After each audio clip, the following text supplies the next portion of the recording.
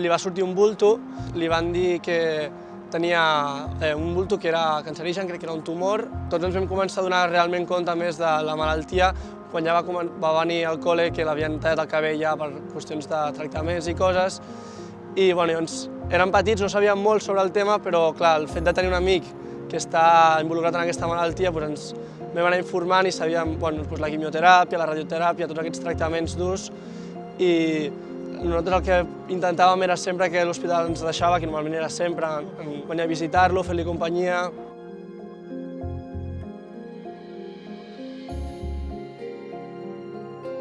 Estava més animat molts cops ell que quan nosaltres anàvem a veure.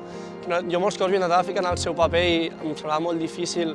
Una persona tan activa i esportista que sempre vol estar fent coses, com podia estar en aquella situació i el content que estava, l'energia que tenia, sempre tirava endavant, però ell no ens explicava. Nosaltres el visitàvem, el veiem amb força, amb ganes de tirar endavant, però a nosaltres no ens havia explicat mai el dur que havia sigut, s'ho quedava molt per ell. Crec que volia que la gent el veiés bé i d'aquesta manera tirar endavant i no per estar-li molta importància a una cosa que era bastant greu.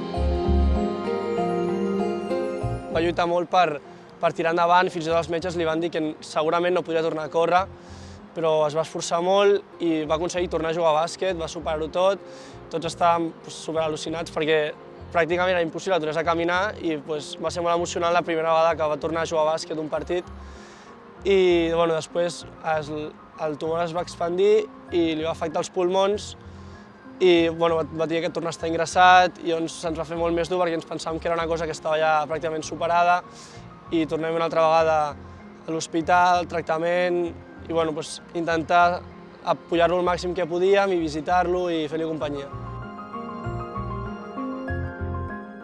Jo he après sobretot que hi ha moltes coses que no tenen gens d'importància comparat amb altres coses que són molt més importants a la vida i sobretot a tirar endavant amb molta força davant de qualsevol problema. Per petit que sigui, sempre tot té una solució i si no la té l'has de buscar la manera de trobar-la tu i amb molta força cap endavant, sempre.